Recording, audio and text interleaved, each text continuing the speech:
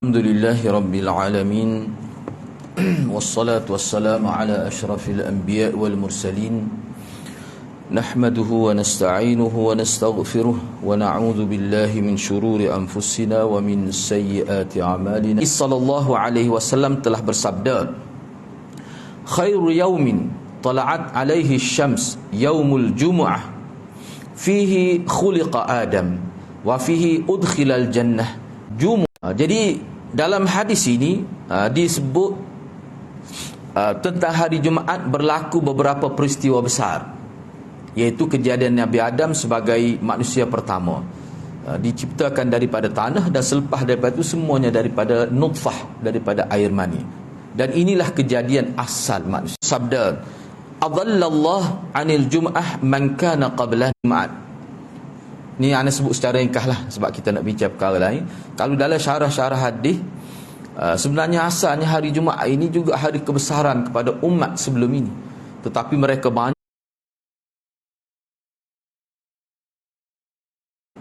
Yang kedua, ada juga ulama sebut maksudnya hari Jumaat itu disediakan khusus daripada dulu lagi.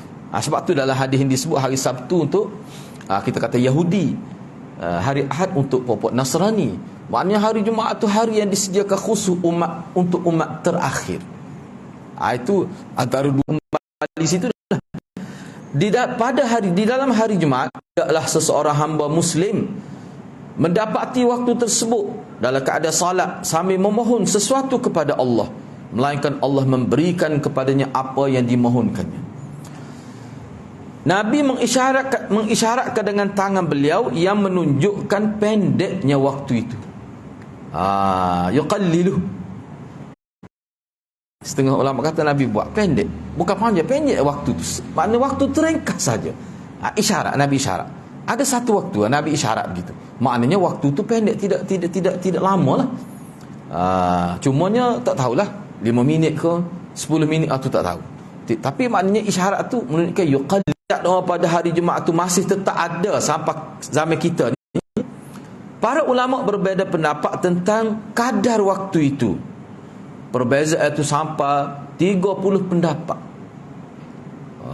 Kalau masa ni, patut sepanjang mana? Lepas ni kita tengoklah. Hingga seperti yang telah pemahaman berbeza. Cuma di sini dikemukakan contoh ringkas. Di antara pendapat-pendapat yang banyak ini, disebutkan dua pendapat yang kira-kiranya lebih kuat lah, paling kuat, dianggap paling kuat. Sebagaimana yang dijelaskan dalam hadis-hadis yang sahih.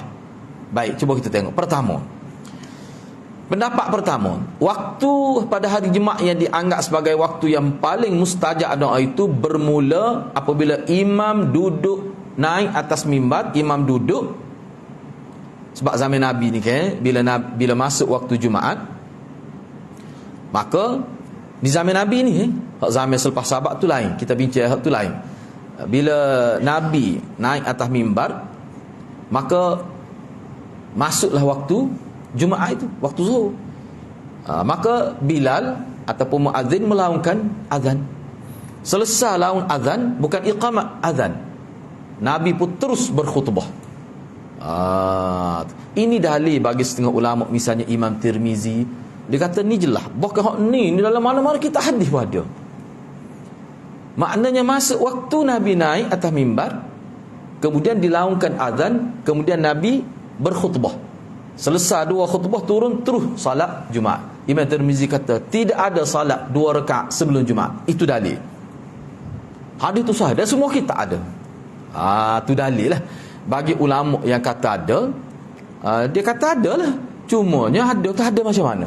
Sebab Nabi ni naik atas mimbar tu masuk waktu zuhur lah, untuk sembahyang Jumaat kan waktu zuhur. Terus dilaungkan iqamat, dilaungkan azan, kemudian Nabi khutbah selepas tu, mana tak ada. Sehingga Imam Tirmizi kata, ni Imam Tirmizi dia bahas, dia bincang dengan orang yang kata ada. Orang yang kata ada ni dia ada dalil lain pula. Sebab tu perkara ni jadi khilaf di kalangan ulama. Jadi bila kita ngaji tu, kita pilih lah. Setakat kita ngaji, kita nak ambil pendapat mana kuat. Kalau saya sendiri, saya ambil pendapat tak ada tu. Lepas sebab tu perkara ni kita kena bezakan. Banyak perkara lah kena bincang. Tapi hak asal Imam Tirmizi kata. Dan ramai ulama lain, bahkan ulama hadis terima ni. Lepas tu ada hak mari semaya, hak tu tahiyatul masjid dia tu. Oh, khilaf betul, mari khilaf. Dia kata Nabi suruh semaya. Ya, ada mari seorang lelaki yang miskin tu, sahabat yang miskin, hak tu perbincangan lain. Hak ni dulu ni. Bahkan Imam Tirmizi kata hak ni Nabi buat gini semua. Zaman saya nak bakar pun gini lagi. Nak semaya aku celah mana tu? Kata ya. Tak ada waktu dah tu. Tu perbincangan. Tak sah ibadat kita ada berkali tak kata ada banyak-banyak tu tak. Tak boleh gitu. Hak tu dia panggil agak tu. Tidak ilmu, agak tu tidak ilmu mengikut ulama. Tu kena beringatlah tu eh. Hak tu satu perbincangan lain. Mana kalau dalam Sunan Tirmizi tu, dia bincang agak panjang juga tu. Sehingga Imam Tirmizi kata sesakkan dulu hadis tu. Nak kata ada pun nak ayat lagu mana. Hadis tu sahih. Tak boleh nak takwil hadis tu. Tu. Sebab itulah bagi Imam Tirmizi hak Nabi kan, Nabi suruh bangun semaya tu ada. Itu kis dia panggil waqiah juz'iyah. Kis terpencil, dia ada maksud khusus untuk waktu tu. Untuk orang tu. Panjang cerita lah kalau nak bincang setengah ulama apa ni tokoh-tokoh lain pula kata dia ada lagi riwayat lain. Hak Sayyidina Uthman disuruh semaya beberapa riwayat. Kukuk mana pun perkara ni termasuk adalah hakhilah lah. Akhilah. Baik. Jadi berdasarkan riwayat ni, ni disebut di sini ya. Salah satu dalil bagi ulama yang mengatakan ketika imam duduk atas mimbar sehinggalah selesai semaya. Lama juga tu, agak berapa minit daripada duduk, lepas tu kata imam naik, dia bagi salam assalamualaikum warahmatullahi, kemudian dilaungkan azan, kemudian baca khutbah, lepas tu dilaungkan iqamat, kemudian semaya. 5 perkara tu. Duduk, lepas tu wisalah dulu, lepas tu duduk, lepas tu azan, kemudian khutbah, 2 khutbah, kemudian iqamat, kemudian semaya. Agak-agak berapa? Setengah jam? Lebih tak? Lebih setengah jam tu. Kalau mengikut pendapat ni agak panjang juga tu. Tempoh tu. Tempoh tu. Tempoh tu Mana dalil merekanya? Salah satu dalilnya adalah hadis yang diriwayatkan oleh Imam Muslim dalam kitab sahihnya daripada hadis Burdah, ini anak Abu Musa Al-Asy'ari ni. Dia kata Abdullah bin Umar pernah bertanya kepadanya. Ni. Jadi Abdullah bin Umar pernah tanya kepadanya, apakah kamu ni Ibnu Umar, Abdullah bin Umar ni Ibnu Umar lah, dia tanya anak Abu Musa Al-Asy'ari. Dia tanya, apakah engkau pernah mendengar ayahmu menyampaikan hadis daripada Rasulullah sallallahu alaihi wasallam mengenai masalah satu waktu yang paling mustajab pada hari Jumaat? Mu tak dengar ke ayahmu kata apa-apa? Hak ayahmu dengar daripada Nabi. Ni kata Abdullah bin Umar, Ibnu Umar lah. Tu. Abu Burdah berkata, sebenarnya ya, dia kata, saya pernah dengar ayah saya sebut. Apa dia ayah saya sebutnya? Maksud sini, ayah dia kata, yakni Abu Musa Asy'ari kata, aku pernah mendengar Rasulullah sallallahu alaihi wasallam bersabda, hiya ma baina an yajlisal imam ila an taqdiyas salah. Waktu yang paling mustajab pada hari Jumaat adalah imam di atas mimbar hingga selesai salat Jumaat. Hingga selesai salat Jumaat. Dia sebut gitu. Hak ni 138. Cuba tengok bawah takhrij. Dalam Sahih Muslim, Kitabul Jumaah. Babun fi sa'ah allati pada hari Jumaat. Maksudnya waktu tu waktu yang mustajabud da'awat, yang Allah terima doa-doa. Sebab tu hari Jumaat ni dalam agama kita dia mark sebagai hari ibadat. Hari ibadat. Ibadat, antara ibadat besarnya ke dia ziarah tu lah. Ziarah keluarga, ziarah ibu bapa. Tu dalam hadis. Baik. Kemudian di antara ulama disebut di sini, di antara ulama yang memilih pendapat pertama ini adalah Imam An-Nawawi rahimahullah. Kata Imam Nawawi, inilah pendapat yang benar, bahkan yang paling tepat. Imam Suyuti ni tokoh Syafi'i belaka, tokoh dalam mazhab Syafi'i belaka ni. Imam Suyuti rahimahullah memastikan makna dia dengan jazam, dengan pasti dia kata, waktu itu Mana bagi Imam Suyuti, waktu yang mustajab doa tu adalah ketika dikumandangkan iqamah. Maknanya Imam selesai dia baca khutbah, masa duk Allahu Akbar, masa iqamah tu maknanya lebih ringkas.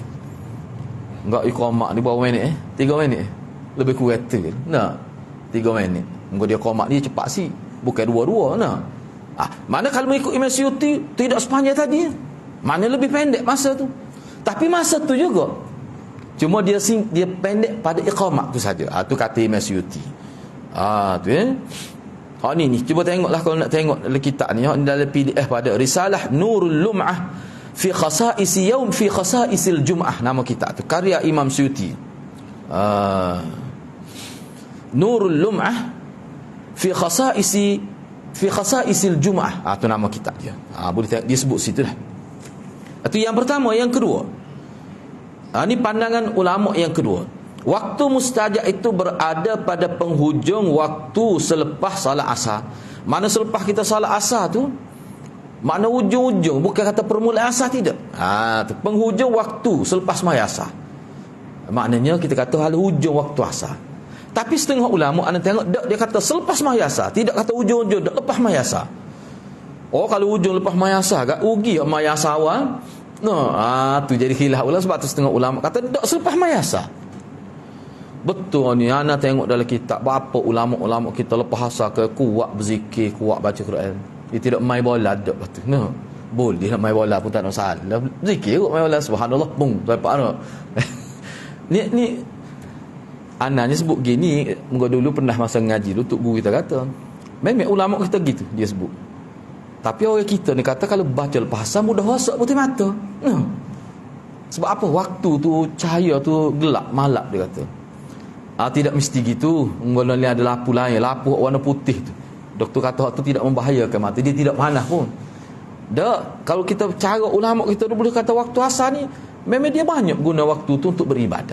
Waktu asar. Boleh jadilah. Ni makna pendapat kedua. Mana dalil yang mengatakan mana lepas asar tu? Kalau ni dia sebut ujung. Di antara dalil-dalilnya adalah hadis yang diriwayatkan oleh sebahagian penulis kitab Sunan, yakni kitab hadis-hadis utama. Satu riwayat daripada Jabir bin Abdullah radhiyallahu an daripada Nabi sallallahu alaihi wasallam.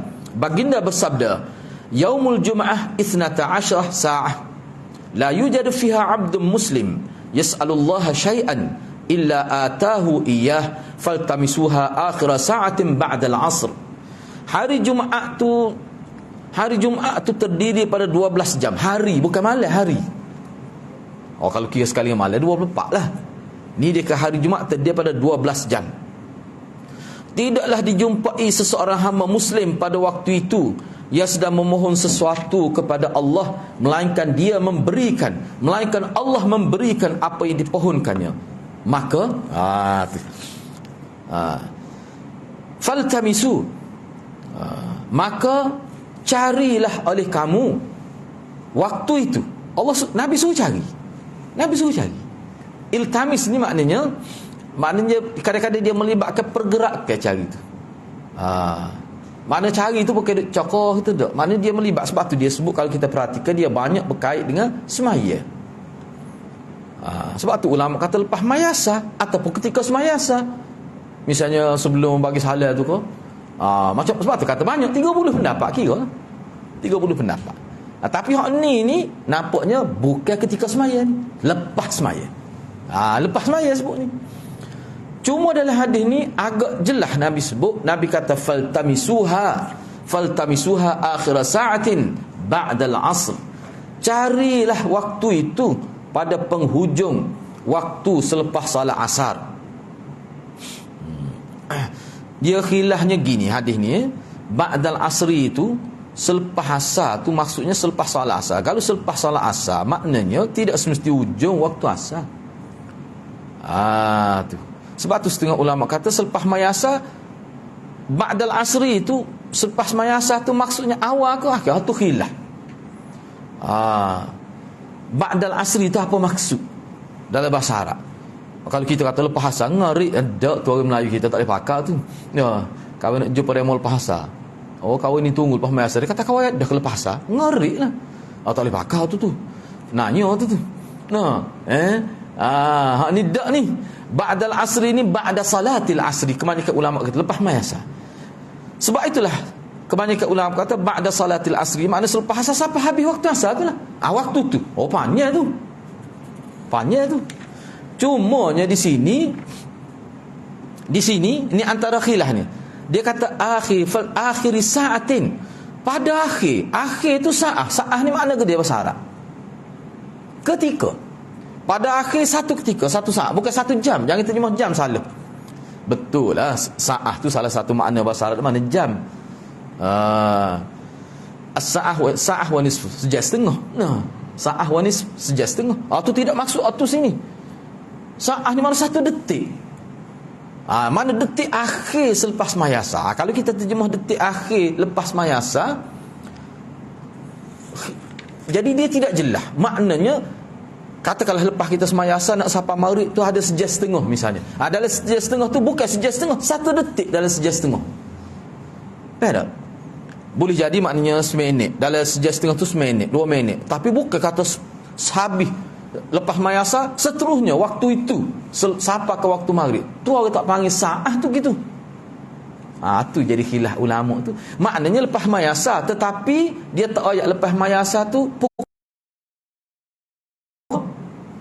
ataupun lepas mayasa tu sepenuhnya masa tu. Tak juga. Sebab tu dia kata akhiru sa'atin. Mana akhir satu ketika, satu saat. Itu maksud dia. Itu jadi khilaf. Sebab dia tidak sebut ni, orang panggil secara sarih, secara qat'i, Ibnul Qayyim rahimahullah. Anak murid Ibnu Taimiyah ni, Ibnul Qayyim ni, dia terima pendapat ni. Ramai lagi ulama lain sebenarnya sependapat dengan ni kalau kita tengok dalam syarah hadis.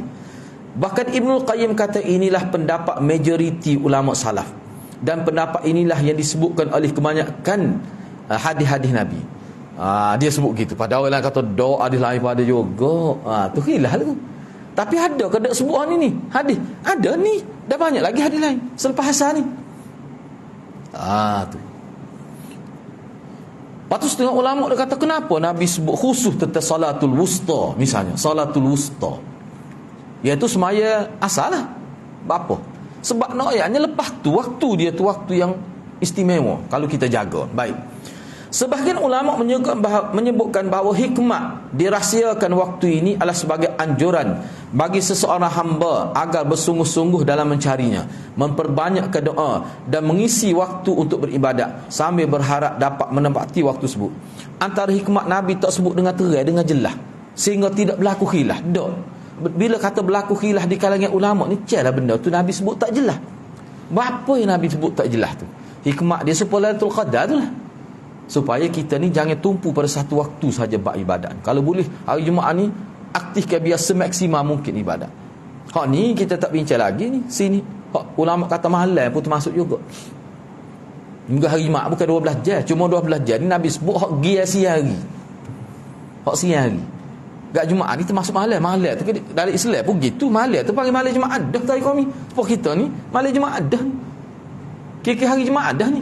Cuma malam Jumaat, esok tu hari Jumaat. Gitu. Siang hari tu.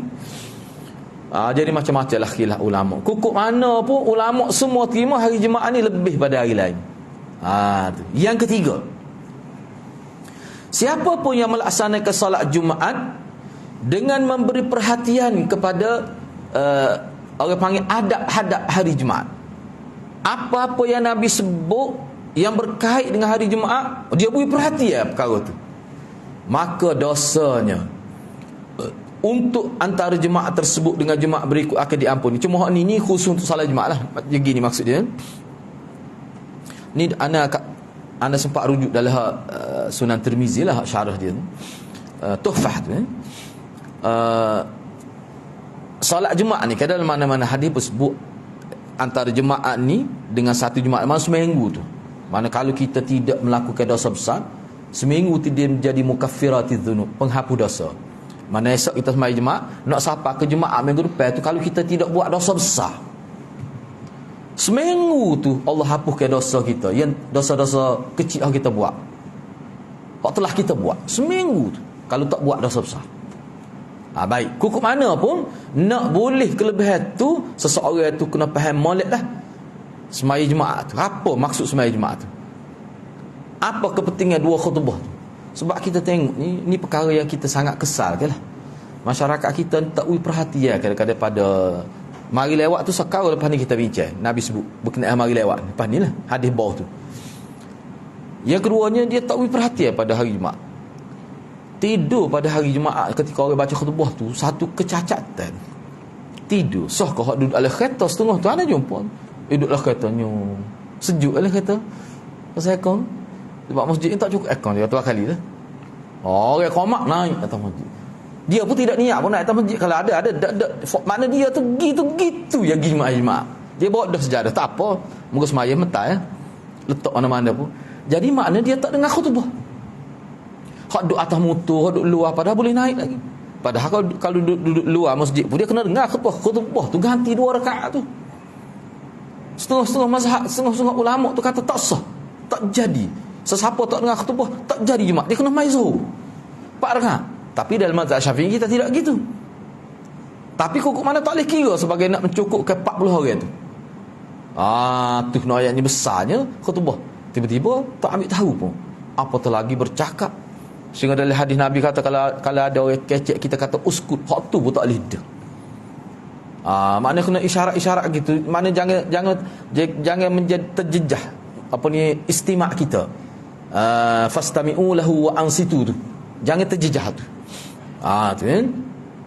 Baik. Cuba kita tengok di sini. Ni contoh saja ni.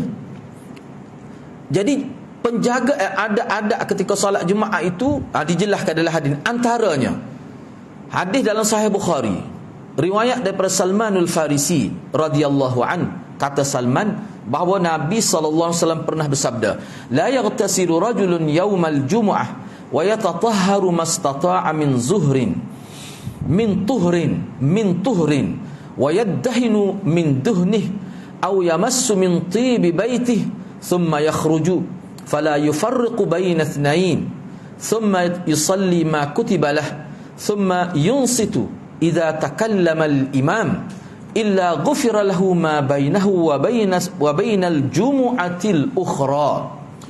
Tidaklah seseorang laki-laki. Hak ni pun ada khilaf lagi ni kalau dalam Sunan Nasa'i, Tirmizi. Dia kata rajulun ni apakah makna lelaki saja? Kesini makna seseorang. Sebab lama di kalangan tokoh-tokoh mazhab, ulama-ulama kita, perempuan apa kena pergi juga sembahyang Jumaat walaupun tidak sewajib lelaki. Makna kalau dia buat gini dia boleh juga kelebihan ni. Perempuan tu. Tu antara rajul tu mesti kata jemaah lelaki. Gitulah. Tak apalah. Sini kita terjemah berdasar pada hak zahir dia ni. Tidaklah seseorang laki-laki mandi pada hari Jumaat. Dia mandi tu mandi khusus, mandi sunat Jumaat lah. Sunat Jumaat ni berkhilaf pula. Sunat Jumaat ke sunat hari Jumaat? Kalau kita kata sunat Jumaat, perempuan tak dapat. Tapi kalau sunat Jumaat, perempuan akan dapat. Orang lelaki yang sakit tak lagi sembahyang Jumaat boleh. Dia mandi sebab ada sahabat kata dalam riwayat ada sahabat faham mandi selepas Jumaat boleh juga pahala. Maknanya itu mandi hari Jumaat, bukan mandi untuk salat Jumaat. Hak ni hak mana ni? Tu khilaf pula situ. Jadi kalau kita kata salat mandi untuk hari Jumaat, mana perempuan boleh ke? Memang dia tak pergi Jumaat, tapi dia mandi hari Jumaat. Bolehlah kelebihan mandi sunat hari Jumaat. Kalau kita kata untuk Jumaat, tak ada pergi perempuan. Dia kata tak lengkap hadis. Tidak merangkumi. Sebab tu ramai juga ulama kata hak ni mandi hari Jumaat. Cumanya ulama yang terima kata mandi hari Jumaat, apa yang disebut khusus? Sebab hari Jumaat tu dia hari untuk kebersihan. Salah satunya kerana nak pergi sembahyang Jumaat. Yang keduanya sebab hari ni ibadat ni ditekankan kepada kebersihan. Yang ketiganya hari Jumaat ni hari Jumaat pun tak boleh pergi hari ziarah. Hari lain sibuk kerja kelut lewat pokok pak suami anak tak ada nak geletih pula hari Jumaat. Alasan dia pula. Tu kita kena tahu lah tu. Kalau tidak kan, sebab tu agama ni dia wadah tu waktu-waktu tu. Manakala kita ikut dengan baik akan terjalin silaturahim, khususnya dengan orang yang paling rapat dengan kita lah, ibu bapa kita. Baik. Tu ana sebut tu supaya hadirat boleh nampak lah khilaf tu kan. Wa yatatahhar dan bersuci semampunya, dan mengenakan minyak wangi atau menyentuh minyak wangi yang ada di rumahnya. Kemudian ia keluar daripada rumah dan dia tidak memisahkan di antara dua orang jemaah yang ada di masjid. Ni ana perlu penjelas sikit sebab ni ana petik dalam syarah Syekh Al-Kirmani. Kirmani salah seorang pensyarah Bukhari lah. Dia sebut ni. Ni dinukilkan oleh, ni ana petik dalam kitab Al-Minhalul Hadith, Istihall al-Hadith fi Syarh al-Hadith Ad-Doktor Musa Shahin Lashim. Ini terkenal ni. Dia kata ke dia? Dia kata maksud perkataan ini la yufarriqu fala yufarriqu baina ithnain, maksudnya dia kata wahwa kinayatun anit tabkir. Ini isyarat kepada Nabi bahasa kiasnya kena mari awal. Supaya tidak duduk nak lakoh soh tu, nak pergi depan. Dia nampak ada kosong sikit. Kadang-kadang tak ada kosong pun dia kira dah. Muka semayan ni ketika duduk tu nampak penuh, tapi bila bangun ada gelanggus lalu. Lagu tu pasal soh ni. Muka duduk kan dia buka pohon. Oh kita kesel lah. Jadi kadang-kadang kita mari lewat ni, kita lakoh, kita duduk sah kedua tu, memang kita boleh masuk sah hadapan. Anak telah buat dah, tapi puasa tak senang hati lah. Tamu-tamu tinggal ke hadin ni, kita pergi lewat, kita lakoh. Buat style orang Arab di Mekah Madinah kan, lakoh pegang kepala kita, belok gitu kepala pegang ni nak kira. Baik, kalau kita lakoh sah tu, lakoh pergi, ataupun kita minta dia buka lalu kita pergi, kita pergi duduk di celah antara sah pertama dan sah kedua. Memang kita akan dapat duduk sah pertama bila semaya. Sebab bila bangun dia akan ruah tu. Masa duduk memang dia jadi buka kaki kita, jadi nampak penuh lah. Perbuatan tu tidak menyebabkan orang jadi tidak senang. Orang rasa nampak biadab. Kadang-kadang pergi duduk nak rapat belakang dia dengan lutut orang. Benda-benda gitu maksud Nabi. Jadi sebab tu Syekh Kirmani kata, maksudnya kita kena pergi awal. Jangan dia duduk lakoh kepala-kepala orang kerana nak ambil sah hadapan. Tu kata Syekh Syahin lah. Syekh Kirmani pun lebih kuat juga. Dia kata awil makna la yuzahim rajulain fayadkhulu bainahuma. Janganlah dia menyebabkan jadi dua orang tu jadi sempit, jadi so'oh lah. Dengan sebab dia masuk di celah di antara dua orang tu. Boleh jadi dengan dia buat gitu dia terlalu menyempitkan kedudukan di antara dua orang tu, khususnya pada hari panas ketika orang ramai. Jadi susahlah. Dalam haruan ada satu dia pergi duduk tengah. Jadi kawan ni jadi khayuk gitu. Hak tu Syekh Kirmani kata. Sedangkan sah tu masa bangun sembahyang, bukan masa tu. Sah ni masa kita berdiri tu nak betul sahnya, bukan masa duduk tu. Ni masa duduk tu jadi terganggu, susah orang. Misalnya benda-benda gitu. Itu maksud dia. Sebab itulah setengah ulama kata maksud fala yufarriqu baina itsnain, dia tidak menyakiti orang yang berada dalam masjid. Thumma yusalli, kemudian ambil sikit lagi. Setelah itu dia mengerjakan salat sebanyak yang dia mampu. Sebab dia mari awal lah ni, semaya sunat tahiyatul masjid, ataupun setengah ulama kata boleh semaya sunat mutlak. Mungkin masa tu tak masuk lagi waktu, dia boleh semaya lah, tak ada masalah tu. Kemudian dia diam tak bercakap dah ketika imam mula membaca khutbah. Kalau dia buat gini, dia jaga disiplin ni, pasti dosanya antara hari Jumaat tersebut dengan Jumaat lainnya akan diampuni. Kalau dosa-dosa kecil lah, bukan dosa besar. Sebab syarat dia jangan buat dosa besar. Mana dalam tempoh seminggu tu, dosa-dosa kecil dia buat akan diampunkan oleh Allah Subhanahu Wa Taala. Maknanya itu hari seminggu tu hari mukaffiratiz dzunub, hari penghapus dosa. Baik. Dalam Sahih Muslim disebutkan ada tambahan 3 hari. Diriwayatkan daripada Abu Hurairah radhiyallahu anhu daripada Nabi sallallahu alaihi wasallam. Sebab dalam riwayat ini sebut kalau dia jaga disiplin pada hari sembahyang Jumaat tu, 7 hari itu jadi mukaffiratiz dzunub, tambah 3 hari lagi, jadi 10 hari tu.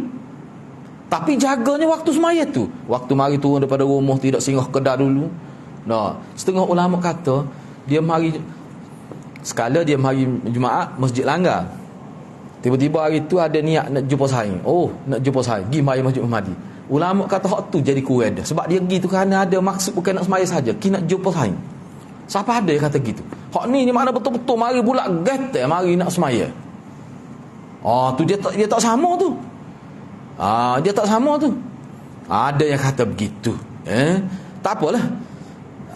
Cuma dalam hadis ni, cuba tengok ni hadis riwayat Abu Hurairah ni, man igtasala thumma atal jum'ah fa shalla ma qaddara lah thumma ansata hatta yafrugha min khutbati thumma yusalli ma'ah ghufira lahu ma bainahu wa bainal jum'ati al-ukhra wa fadlu 3 ayyam. Sesiapa mandi di rumah dia ni,